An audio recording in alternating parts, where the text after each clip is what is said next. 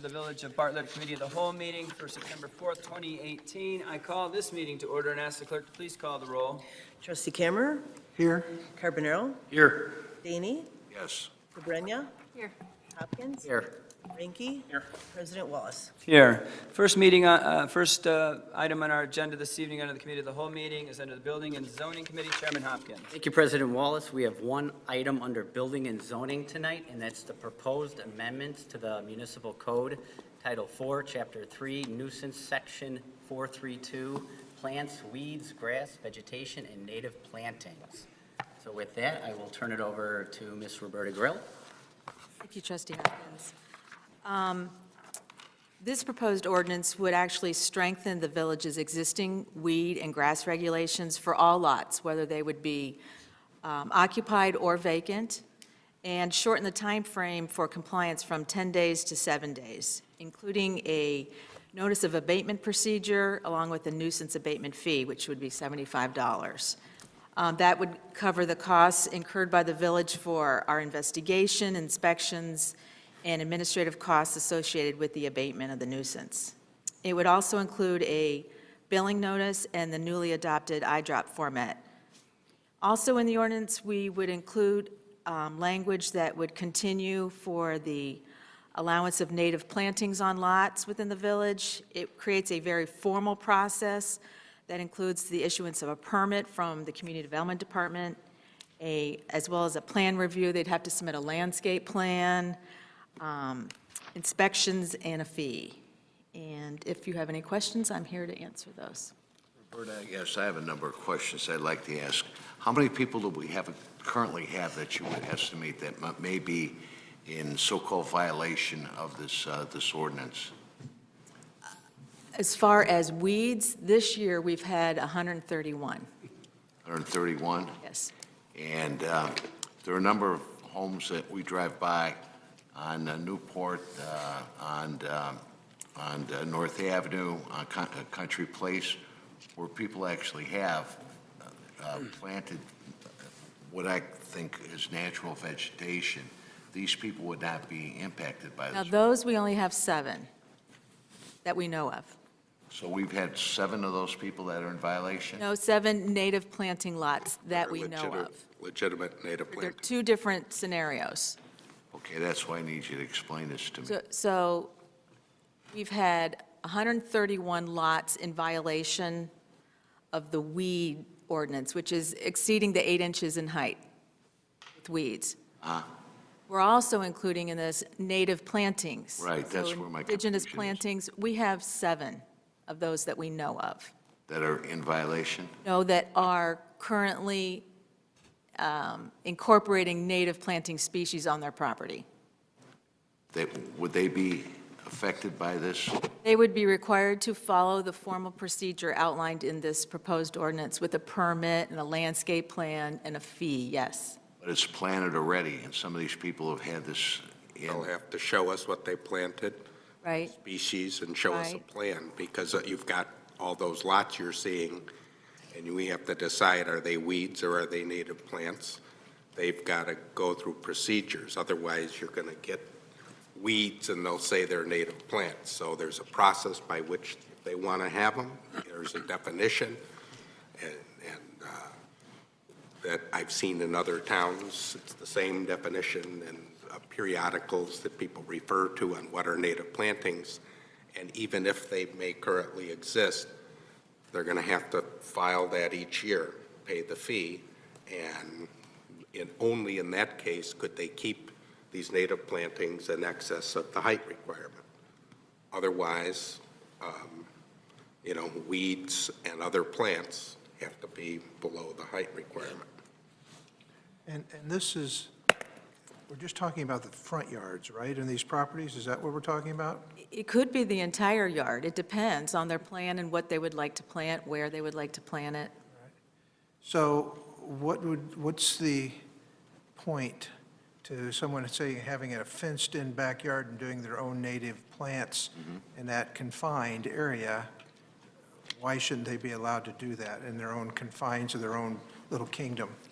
And they can. I think the village's concern and the adjacent neighbors that we get complaints from is that sometimes they can't back out of their driveways because the plantings are so tall. Because of in the front yard. Exactly, yes. Was there any way to limit these natural plantings and just say it's something that can't be done in the front yard? We could. That's an option. But not everyone's going to have them fenced in. Yeah. And the neighbors don't always appreciate the native plants. So if it's not fenced in, they're looking at it and they want to know that there's some kind of plan or control to it. So I guess by that logic, if it were fenced in with an opaque fence and, but again, these things grow fairly tall, They grow above the fence line. so depending on the height of the fence, they're above it. So They I think attract we kind of want to know what's there, and that's the idea. all kinds of animals. Yeah. Yeah, we and- currently have an ordinance in place, correct? We have a plants and weeds ordinance. It's from 1968. It's a little antiquated. So if they are in violation, there are ways currently to reprimand them, right? Not effectively. Well, No, in fact, is one there a of- fine? Yes, well, we have to determine whether they're weeds or native plantings. On our own dime right now. I see. And no abatement fee, none of that is in play right now. So if somebody decides to grow whatever they want on their property, and it goes over a fence, and it goes in the front yard, and it's all over the place, and I can point out a few spots if you want to run by them, and the neighbors go crazy, there's nothing that we can do right now. Well, obviously, that should be changed. But I still have issues with impending all of the bureaucracy of the village on what people can do. I kind of like the idea, and I always have, that, your own property is your own little domain. As long as there's not complaints, I totally agree with you, but there's hundreds and hundreds and hundreds of Well, and then we complaints. should be able to basically Without have something like this, you can't. well, if we have definition, I agree, we need definition. And then if we have fining measures, we have that. I have somewhat of an issue with this $150 every year renewal rate. I think that's unfair to people personally. I mean, if you're going to charge them initially for $250 and say, okay, if you're going to do this, we're going to charge you $250, but then to turn around every year, say you're going to have these plants and you take care of them, but we're going to charge you another $150? If they take care of them, how much does Well- it cost us to go out there and look at it once every 2 weeks as fast as this stuff It grows? doesn't cost $150 for someone to go look at it and say, that lot's overrun or that lot isn't. And if we have the confines of saying, well, these are the type of plants they can have, and a person does what he's supposed to do, and I got to think most people can be good about things, then why penalize them? I think the initial 250 is kind of important just because, at least in the beginning, trying to determine what they're planting. We could reduce the annual reinspection, if you will. We want to make sure they cut them. They have to cut them every year in things, but that isn't a time-consuming matter. We're assuming some will be problematic, but that could be reduced easily. I'm just thinking that if we have the proper fines in place, that we say, okay, you violated what we were trusting you to not violate, you'll be fined for that fee right there. And the people who do it right aren't fined, and I don't see the point in penalizing them for doing something right. I agree with that. Yeah, Yeah, but we have to enact something in order to. I agree with that too. Let's have definition to what plants are legal, and let the people who want to do it within reason, to have the trust that these people are good and that they're going to try to do the right thing. I got to have some trust in people. I know specifically a couple of properties that absolutely ignore Yeah. 130 names Then- on a petition. Then they should be fined, and that's. This is our means of doing it. Exactly. It's updated so we Because we can need get a to lien define. on the property, a weed cutting lien, so we get reimbursed our costs of going on the property and cutting it if they don't abate it within a reasonable period of time of when they get the notice.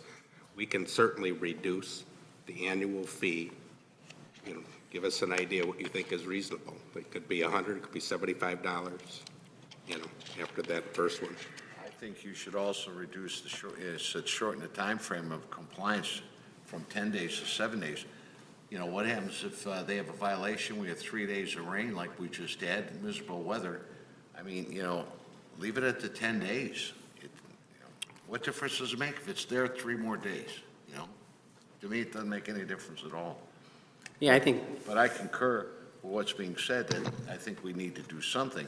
But I just don't want to penalize people that do take the time, you know, and put a great deal of effort into their homes and have these different plants and whatnot. These are generally the people who are not doing See, it. that's the Making problem, that's the generalizations problem I'm having, okay? Well- That's the problem, I haven't seen that, okay? Well, it has to be a certain height before we even send the notice. The mayor is saying that, you know, we could drive around the village to see it. You know, I personally, I haven't really seen it, experienced it. I've seen other people that have I'd rather people talk about it. vegetation planted in their yard, and I think it looks, you know, pretty nice. And if they do it appropriately, we're not disagreeing with that, but they have to follow, you know, some rules so we can Granted. police what that is. Yeah, I mean, Same page. if you've got sections of your front yard that have nice indigenous plants and you're taking care of them, that's perfectly fine. I mean, this is the beginning of discussion, which is good, about some things that you may want to drive around and use some examples that the village will give you and take a look at some of these places. Because it's just a matter of time before somebody backs out and runs over a kid that's on a bike in some of these places. And I've heard it from I'm neighbors even over and certain over. that we should allow it in the front yards, for that matter, I don't know, maybe that's an issue.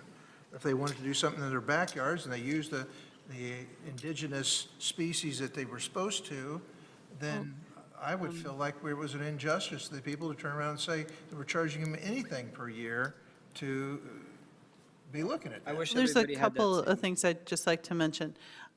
If somebody has weeds growing in their backyard that are higher than 8 inches, they get a violation notice. You can't just let your, yard run amok, And they could be fined for that. and they can be fined for that. But they're not we don't charged have a $150 a year. provision but we don't, you're right, because we don't go and inspect everybody's yard. But if someone's claiming, my native planting, my native grasses grow taller than 8 inches, that is why I should have it, then that is where that distinction between weeds and native plantings are, and the descriptions and the definitions. Don't disagree. So there is parity between the backyards, between somebody who's just letting, the dandelions grow and someone who's actually cultivating. The other point I wanted to make on the 7 to 10 days, we do get a lot of complaints about those, that time period. And I think we do, before we send somebody out there to cut for violation, we understand that, it's been raining for a week. And lots of times people will call us. I got the violation notice. I haven't been able to go out there and cut. If it's dry, I'll go out and cut it. We're reasonable about that. So I would encourage the 7 days rather than the 10. Some people tend to abuse those 3 days. When you say, well, what difference is 3 days makes a big difference to the person who's looking at the weeds, and I've been on the receiving ends of those phone calls lots of times. The other thing I'd say is to not allow it in the front yards. You are infringing on those people's rights who want it. There are those who have these and feel that they should be able to have them in the front yards, and some of them actually meet the state definition of what these native plantings are. And so to just say the rear yards, those people will not only be unhappy, but may challenge. But they are in if neighborhoods. you were to cut I them mean, down. Those people with the native plantings, they're living in a neighborhood. They're not living in a forest preserve or a wildlife area. They're living in a neighborhood. So having those vision triangles and those diagrams that are being proposed kind of walks that balance between, yes, I want that native planting, but I also have neighbors. Right. So you're allowed to plant an indigenous blue spruce 3 feet inside of the sidewalk? Maybe we should keep that same 3 feet region for your plants, not to get real close to the sidewalk, since we have that restriction on other plants?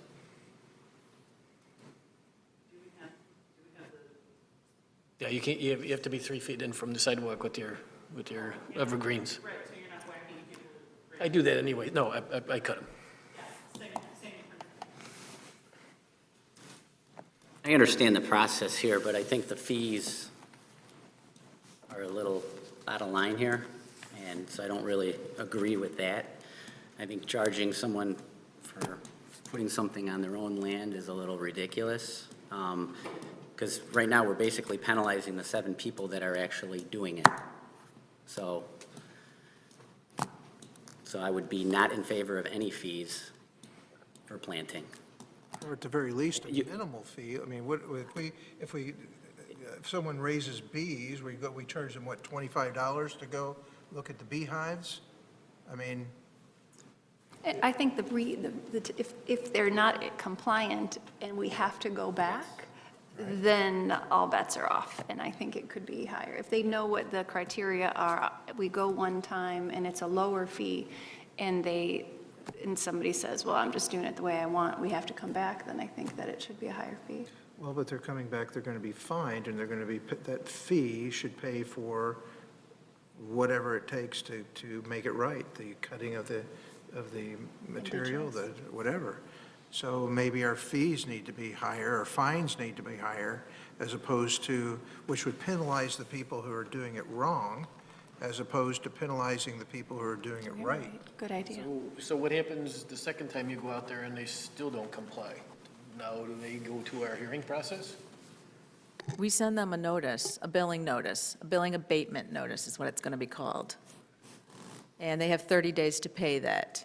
If they don't, there's various ways of, we can lien the property, we can go through the adjudication process, and yes, we can have a fine imposed. Sometimes they don't pay. But if you lien the property when it's sold, eventually you'll get paid. One of the things we did here was update all the notice provisions so that we could perfect that lien. So that's part of the update. The fees can be what you wish. They should be reasonable enough to cover the cost. There's a fair amount of time and staff policing these and reviewing plans and all. I'm not saying it's $250, but there should be some, I would suggest, nominal fee for that. And every year they have to go out a smaller fee, and that could be reduced off of what's in here. And the fines have to kind of fall within parameters of our local adjudication ordinance. So those fines are set, but every day could be a violation, so that if someone is really non-compliant, the hearing officer has the ability to fine them for a number of days so that the fines could get up there. In terms of the fees, though, you can't have a fee that's just, well, it depends how much time you spend. We'll keep track by the hour, and then whatever that is, that'll be the fee. So, I get that, and the fines can take care of that time spent, but in terms of the fees in here, you've got the initial fee, the annual inspection fee, and then like a re-inspection fee if we have to go out. It's that re-inspection fee, which is probably because it was non-compliant, that you could make a little higher to sort of get at those who probably didn't quite do it right, and we have to go at them. So, And I would just make the comment that I would encourage the board to think about this not as intrusive on somebody that's trying to do something right. Obviously, nobody here has somebody next to them that has driven them crazy for 20 years with this situation. There are people in our village right now that have, and there's nothing they can do about it. Well, I think we make a definition of what should be planted, and there has to be a fee for it. I get it. And then if they don't do it within those parameters that we're talking about setting, then they're fined. And I don't disagree with that whatsoever. I just disagree that if you tell somebody, here's the parameters, do it right, and they do it right, and then you turn around and say, well, thanks for doing it right. Here's a bill for $150. That's not right. I agree with that. So may I suggest an initial fee of $100, an annual reinspection fee of $50, the annual, fee, and then a reinspection fee of $75. So in other words, it's, I'm throwing those numbers out. You tell us, but in the ordinance, I need to put some numbers for you to vote on. I think with these situations, I mean, the ones that are doing it correctly shouldn't get, pay one time and If we have to go one back- time to say, okay, to go back out maybe your there for neighbors aren't really reinspection. excited about this, but, you've done it right, this is within the ordinance. And the right. ones that aren't within the ordinance, they get fined. Yeah, absolutely. So 100 initial, 50 annual inspection, and then if it's a re-inspection, it's 75? If it's required, So the 50, It would be against all fees. the 50 annual, yeah, I'm hearing no annual, a 50. that's right. First one. If there's a problem, then it goes into the violation. Correct. Arena, and no annual fee. Correct. yeah. Got it. But for bees, it's a $25 annual fee? And for chickens, there's probably of 25, so at the It's just very, one-time fee. One-time fee. Bees and chickens. okay, Oh, one time, it's One not time, annual. right. there you go. So I don't think we should So this is out of, differentiate between that either. yeah, this is out of the ordinance, we should, out of the ordinary typically, right? So maybe it's the same as that. I think we're asking a lot out of homeowners to do just the stuff listed here, what they have to do, a landscaping plan, list of native planting, a whole landscaping plan drawn out. This is, that's going to take a lot of time for some homeowners to go through and. We ask a lot for, probably cost them money I right there. think we ask a lot from our chicken folks too. Site plan and how is your coop heated and, how big it is. So maybe on parity with the chicken license. Yeah, I think you're actually building a structure with the chicken coop and There's a home on Faith, and they have within their flowers some kind of medallion from the state of Illinois, Prairie Association or something like that. So they have to do that paperwork anyways. So, really, all they'd be doing is giving us a copy of it. It's not any additional effort for them to do that. From a safety perspective, in that front yard, is that 5-foot by 5-foot triangle actually big enough? That just doesn't seem big enough to me. We could go larger if you would like. that's a good point. Yeah. What's the standard? What's Are you, is there, can you build any structure in a, what's the setback of, what's something else somebody would build on their front property line? Fence? So what's the setback for a fence? That could go 1 foot. 1 foot behind the sidewalk, 4 feet high. But it's only a maximum of 4 feet, and some of these things can be even taller than that. Right? But similarly, nothing prevents them from planting trees there either, or bushes. Or shrubs, So these, Which we do have at those the are requirement. exceptions to native planting, so. right? Do other communities limit what people can plant, like in that 5 by 5 triangle?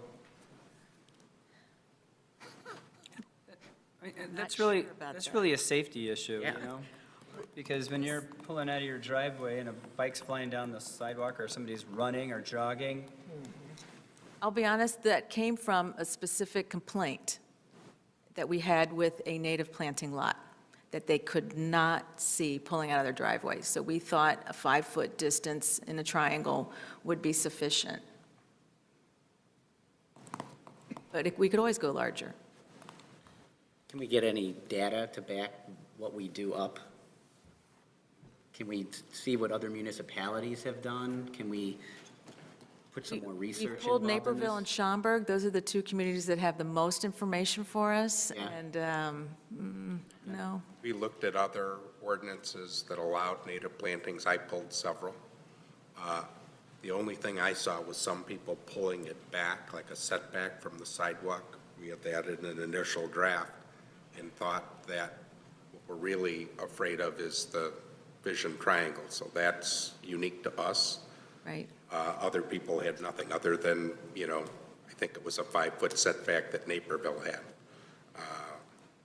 So there aren't many other that deal with that. They don't have setbacks. We had the situation happen, so said, let's do the vision triangle, because that's more what we're concerned with. Do you think we could get some information from a traffic consultant on this? Or do you think that would be overboard? I think it's, We're going to have to raise the fee. No fees. I think the vision triangle is good initially, if we need to amend it eventually, and see if we still have complaints about safety. That would be my opinion. Yeah. How many complaints have you had, Chief, about a couple properties that I know? I'm sure hundreds and hundreds, and one of them in specific. Yeah.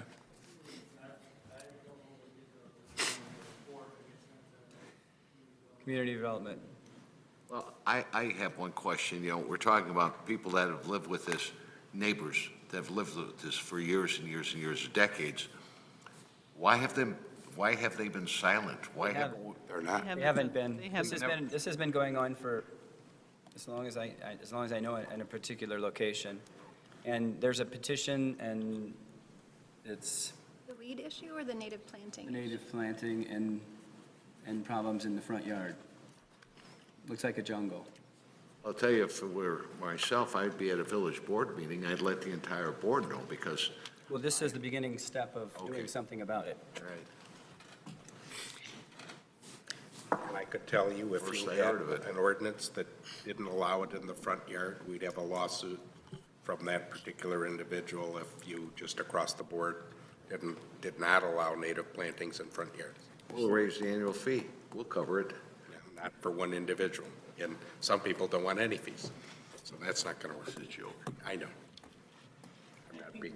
You guys have enough to go off of? That's all we have under building and zoning. All right, thank you, Chairman Hopkins.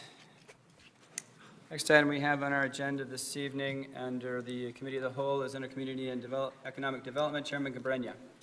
Thank you, Mr. President. We have one item, and that's to discuss the TOD implementation strategy having to do with reducing speed limit to 25 miles per hour on key downtown roadways. Rather than me read this entire thing, Roberta, are you prepared to speak on it? Thank you. So this item was seen by the Village Board Committee back in December of 2017, and the board directed staff to conduct an additional speed study both on North Avenue and particularly in front of Bartlett Elementary School and along West Devon Avenue. Those findings are attached in your report, and they took place at the end of April and then again at the end of July. The findings aren't necessarily to say that motorists are speeding in downtown. That's not the staff's intent to do that. What we're trying to show is that we would like to, by reducing the speed limit, create a consistent downtown speed limit zone. We want to enable pedestrians to feel more comfortable crossing the streets and moving about downtown. We want to make downtown more walkable and pedestrian-friendly, increase the awareness of the economic activities taking place in downtown, allow drivers to be more aware of pedestrians in and around the roadways, and then finally to reduce the risk of crashes between pedestrians and vehicles. So therefore, staff's recommending reducing the speed limit along key roadways, which would be Main Street, Railroad Avenue, and Oak Avenue, and also along North Avenue west of Crest in downtown from the 30 miles per hour, which they currently are, to 25 miles per hour as recommended in the TOD plan.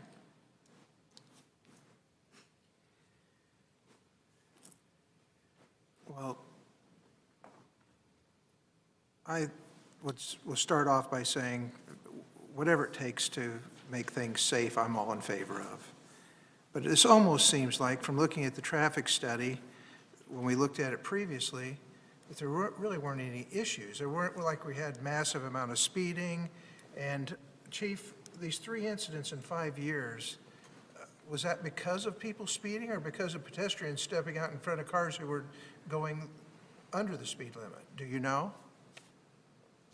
I don't know the root cause off the top of my head. I could definitely find that out for you.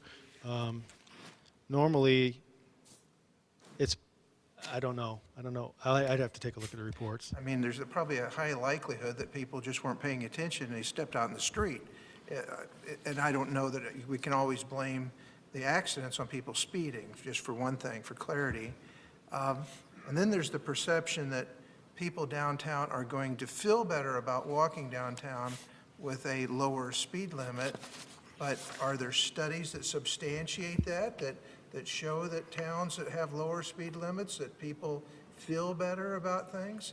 I mean, I'm really not against it, but I'm just bringing it up. It seems to me we're making change for the sake of making change.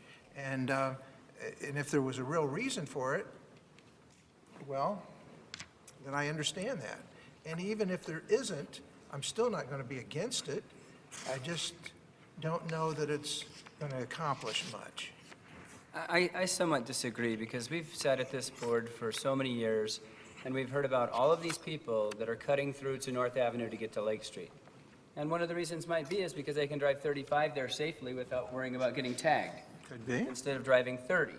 So if you slow it down a little bit, I think that has a potential to cut down that cut-through traffic somewhat. But apparently we don't have speeders from the traffic study. I don't think we should spend any more money on any traffic studies or anything like that. We're talking about a decrease in speed of 5 miles an hour. Let's just move forward with it and get this Totally agree. go left to center. Like I said, I don't disagree with doing that. It's just that the principle of doing it, I don't think is really I founded. understand. I wish our friend Terry was here, because he could give you statistics, as he has, about how much statistically the amount of injury is reduced going from the 30 likelihood of 30 to 25. 25. It really is, it's safer. But obviously, if this is a recommendation by the I shouldn't say obviously, to question, the TOD has put this in their plan, one of their top 5 recommendations. So this is something we really put a lot of emphasis on, the TOD plan. Should we not trust that it's a good idea? I don't know. I don't know.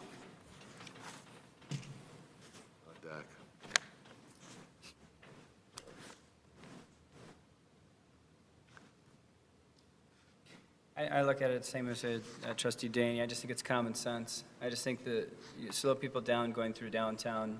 It alleviates the propensity of people to want to cut through. Just use it as a cut through. I think that's just common sense. If it does that, I just don't think you can speculate that it's actually going to happen.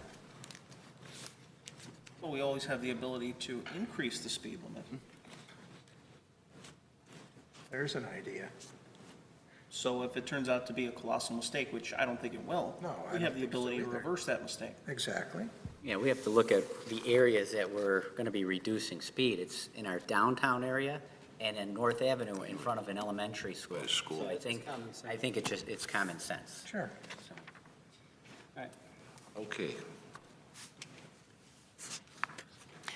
Thank you, Mr. President. We're good with that? All right.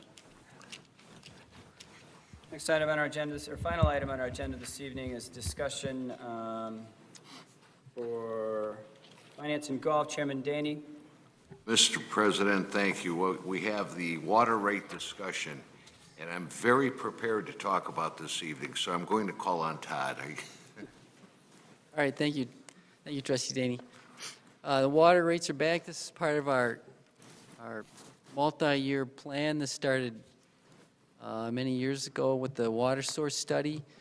Then it was officially kicked off when the agreement was signed in February of 2017. And in May of 2017, rates increased 20% just to get us, when that agreement was signed, it was, the general idea was that rates were going to double.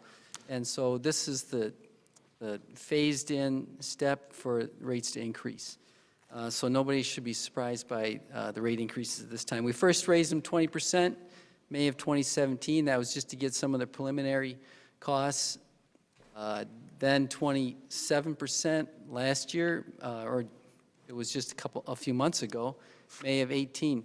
The reason why this is coming early is we have to project our costs out and our revenue to show that we'll be able to pay for the low-interest IEPA loans. That loan is going for the receiving station and storage tanks out of the Public Works facility, $7.8 million. And so that work is just starting in September. For us to be reimbursed for those expenses with the loan money, these rates need to be in place for us to receive that first payment. So again, 27%, the 21% for this time, it's the same amount per increase, but it's on a higher base, so that's why it's 21% as opposed to 27%. Our projected fund balance at April 30, 2019 is estimated to be $1,877,000. That's going to be below our minimum policy by $126,000.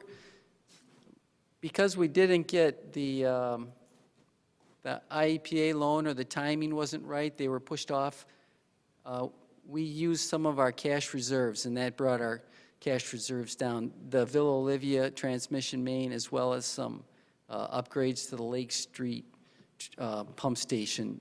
We used some of our cash reserves, and then the rest of the money needed, because we didn't get that additional loan, was what was tacked on to the DuPage Water Commission amount of the $21 million loan. So the proposed rates, $11.76 per 1,000 gallons.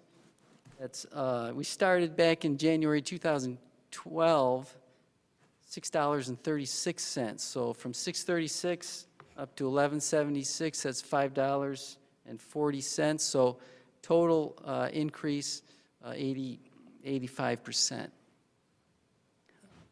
So that's, we did include projected rates on the October of 2016, the final projected rates from the study, and that had us in the range of $13.20 to $13.80. So we are below the projected rates when the agreement was approved.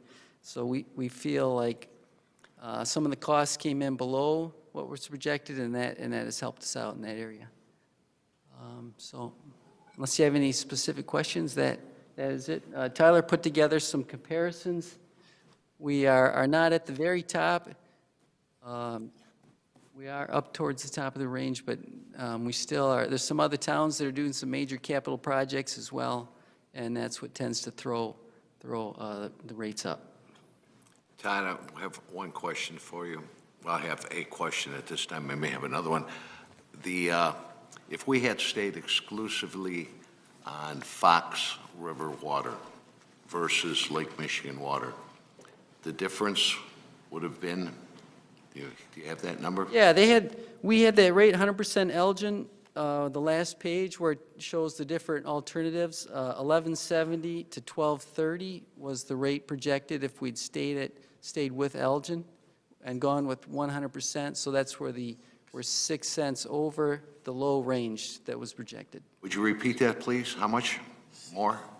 6 cents. 6 cents. Right. 1170 was the low end of the range, and we're going to be at 1176. So if we had stayed exclusively with Fox River water, okay, and run the problem with the potential algae bloom and all that, and now we have Lake Michigan water, and it's only costing us 6 cents more. That's correct, right? Yes. I think that's admirable. We could look at the chart. Elgin is on the top of the list. So we would have been right there. We would have been paying possibly more money. Exactly. One of the things that they made sure we weren't going to be able to do is pay any lower rate than their residents. So had we stayed with Elgin, that would be very close to what we'd be paying.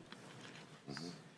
But I would just emphasize the fact that this is underneath what we had estimated the total to come out to be. And this is with infrastructure and everything else getting paid for, and some of the hiccups that we weren't expecting, which is the IEPA loan. So it is where it is, and it's right where we predicted it to be. And I don't know that you emphasized enough that for like 5 years, we didn't touch the water rates purposely because of this study that we were doing to convert our water sources. So it's a bit of a shock to our bills right now. because we had that 5-year period where we left them flat at $6.36. And so this is a bit of catch-up in those years that we decided not to biennially increase the water rate. And that means we didn't increase it for the regular maintenance that we're doing and painting water towers. And so there was a 5-year gap of, no funding existing maintenance. So there's some catch-up there. You're right. Yeah. But I think one of the things that gets lost too is that no matter what choice we made, the cost of water was going to go up. Yes. Because the cost of delivery goes up. Whether we're getting the water from Lake Michigan, or we're getting it from the Fox, or we're getting it from the wells, and then there was additional cost layers because of the wells, and so the water rates were always going up. And I think that gets lost a lot when I see these conversations and I hear people talking that they don't quite recognize that it was always going to cost us more. It's just a matter of what would be the best decision for the residents for the next 30 years. Totally agree. I think it's also important to note that early next year, all residents will get softened water. And I think that it is a huge benefit that everyone will see right off the bat. So I think it's definitely worth the cost, so. Well, in your notes here, it goes up $12.36, and I know for sure that I'm spending $12.36 on salt. I know for sure I am. So it's $6 a bag. Okay, Mr. President, that's all we have. All right. Hey, Todd, I want to thank you for your being so thorough with that and being such a good predictor on what it was going to end up being. So work well done. Thank you. That is it for our committee of the whole meeting this evening. I'll entertain a motion to adjourn. So moved. Second. Moved by trustee DEYNE, seconded by trustee Cameron. Will the clerk please call the roll? Trustee Cameron, Yes. Carbonaro, Yes. DEYNE, Yes. GABRENYA, Yes. Hopkins. Yes. We are adjourned.